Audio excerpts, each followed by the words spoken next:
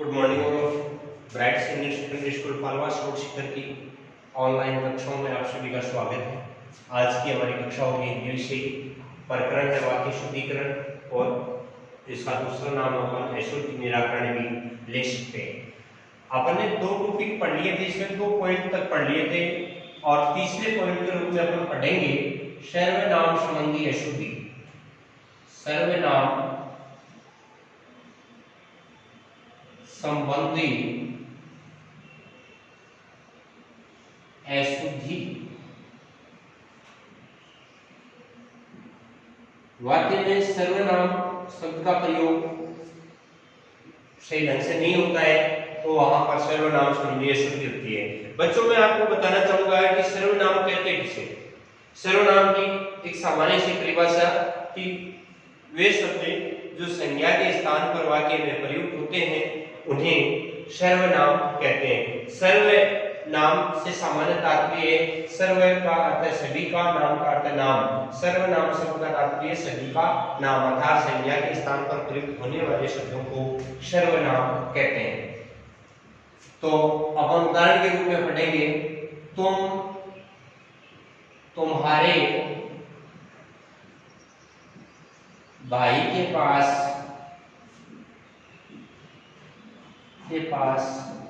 बैठो। तुम तुम्हारे भाई के पास बैठो। तो यहाँ पर ये वाक्य है और वाक्य में देखने से लग रहा है कि इसमें किसी प्रकार की कोई त्रुटि नहीं है, किसी प्रकार की कोई अशुद्धि नहीं है, लेकिन फिर भी इसमें सर्वनाम संबंधी अशुद्धि है। यहाँ पर ध्यान देने की जरूरत है कि तुम तुम्हारे भाई के पास बैठो। यहाँ तुम्हारे शब्द वो सही ढंग से सेट नहीं, अच्छा नहीं लग रहा है, तो यहाँ पर इसका शुद्ध रूप हो जाएगा तुम अपने भाई के पास बैठो। तुम अपने भाई के पास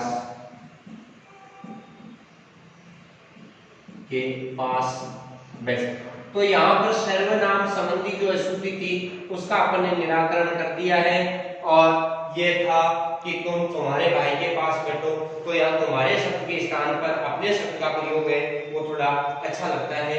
अगला उदाहरण है कि दूध में कौन गिर गया। दूध में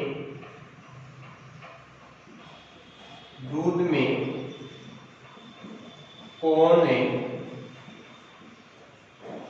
गिर गया। दूध में कौन गिर गया। तो यहाँ पर दूध में कौन गिर गया, कौन के स्थान पर यहाँ सही सर्वनाम का प्रयोग किया जाएगा। तो यहाँ पर सर्वनाम संबंधी अशुद्धि है तो इसका शुद्ध रूप हो जाएगा दूध में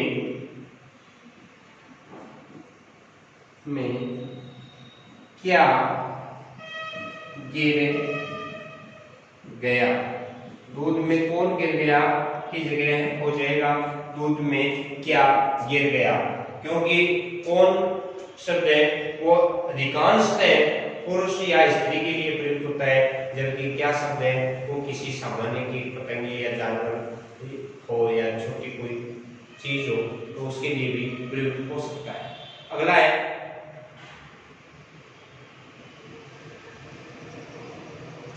मैं आपकी प्रतीक्षा ही कर रहा था। मैं आपकी प्रतीक्षा ही कर रहा था कि तुम आ गए। यहाँ पर वाक्य को देखने से लग रहा है कि वाक्य एकदम सही है, लेकिन वाक्य सही नहीं है। तो यहाँ पर एक तो प्रतीक्षा शब्द है वो अशुद्ध है और एक यहाँ पर तुम शब्द का प्रयोग है वो अशुद्ध है। तो इसका ये हो जाएगा मैं आपकी प्रतीक्षा ही कर रहा था कि आप आ गए। यहाँ पर ध्यान दो आप शब्द है वो थोड़ा सम्मानजनक है, यहाँ पर आपकी शब्द का प्रयोग किया गया तो यहाँ पर भी आप शब्द का ही प्रयोग होगा। क्यों? क्योंकि आप शब्द क्या है? सम्मान जनक शब्द है। सम्मान के स्वरूप या सम्मान के लिए आप शब्द का प्रयोग किया जाता है। अगले उदाहरण के रूप में आप ले सकते हैं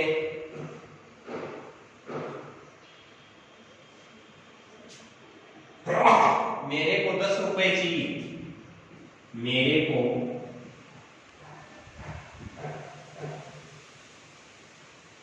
10 रुपए चाहिए। मेरे को 10 रुपए चाहिए, यहाँ पर मेरे को शब्द है वो अशुद्ध है और सर्वनाम संबंधी अशुद्धि है, तो इसका शुद्ध रूप क्या हो जाएगा? मुझे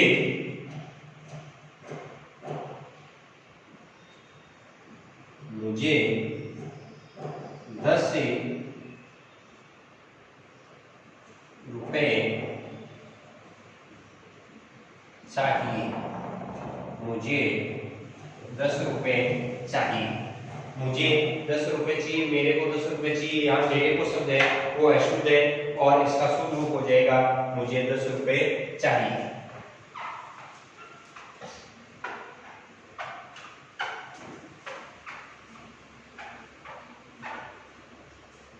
अगले उदाहरण के रूप में अपन ले सकते हैं मेरे को आज जाना है। मेरे को आज जाना है, तो यहाँ मेरे को शब्द है वो अशुद्ध होगा। जैसे मेरे को आज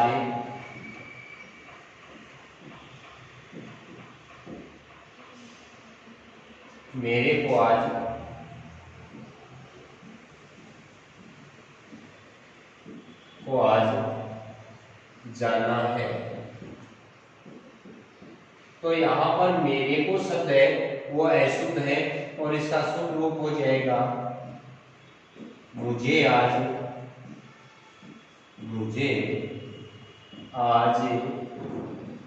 जाना है। मुझे आज जाना है।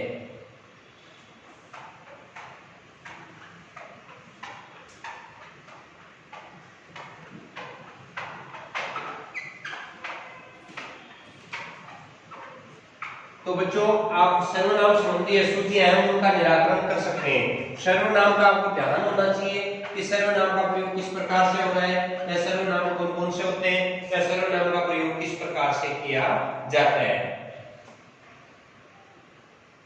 अगला उदाहरण है मैंने आज जयपुर जाना है।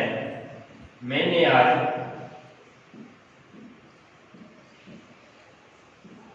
जयपुर जाना है। मैंने आज जयपुर जाना, तो यहाँ मैंने शब्द का प्रयोग जो किया है वो गलत है। मैंने शब्द के स्थान पर अपन को प्रयोग करना है मुझे का, तो इसका शुद्ध रूप हो जाएगा मुझे आज जयपुर जाना है। मुझे आज जयपुर जाना है, ये इसका शुद्ध रूप हो जाएगा। अगले उदाहरण में तेरा उत्तर मुझसे अच्छा है। तेरा उत्तर मुझसे अच्छा है, तो यहाँ ध्यान देने की जरूरत है कि यहाँ पर तेरा उत्तर मुझसे अच्छा नहीं है, मेरे उत्तर से अच्छा है या मेरे से अच्छा है। कहने का तात्पर्य है कि यहाँ पर मुझसे शब्द का प्रयोग या जो प्रयोग किया गया है वो गलत है, तो इसका सही रूप हो जाएगा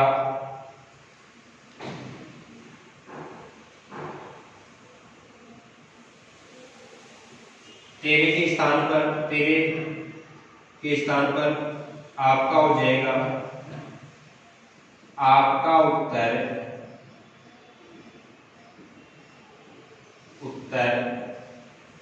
मेरे उत्तर से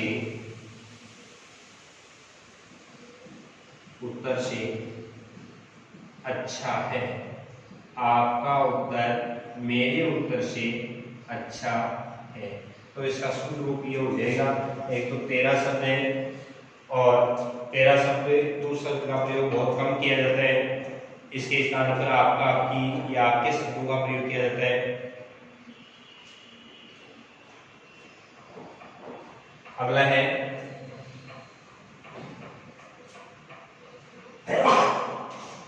वह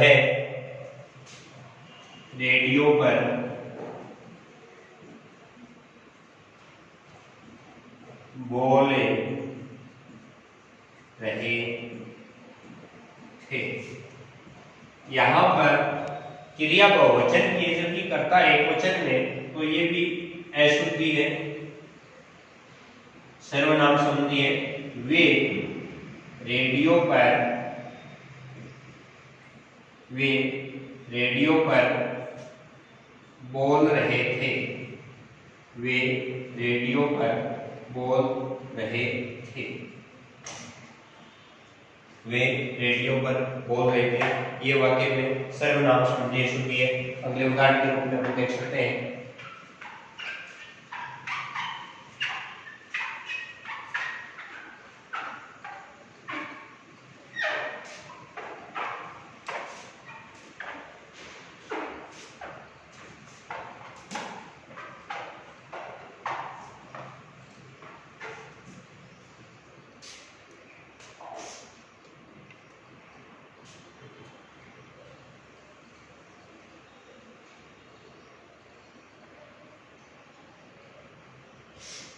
अगला उदाहरण है, मैं आप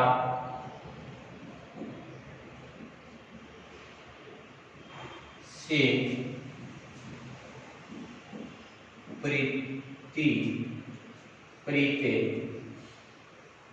रखता हूं। मैं आपसे प्रीत रखता हूं। यहां पर प्रीत का अर्थ होता है प्रेम। प्रीत का अर्थ क्या होता है? प्रेम। मैं आपसे प्रीत रखता हूं, तो यहां पर ये हो जाएगा इसका शुद्ध रूप, मैं आपसे प्रीत करता हूं। मैं आपसे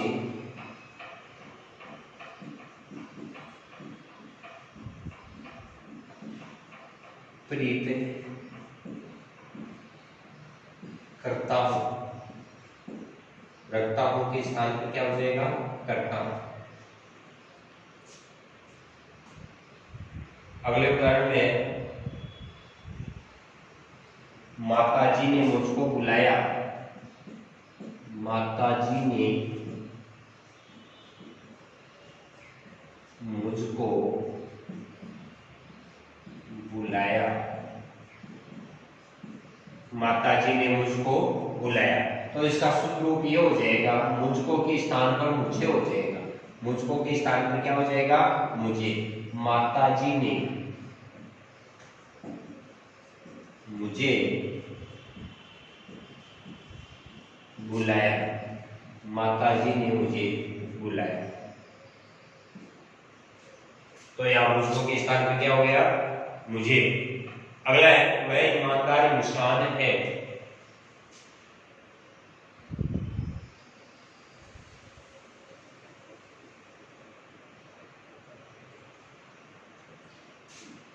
वह ईमानदार इंसान है।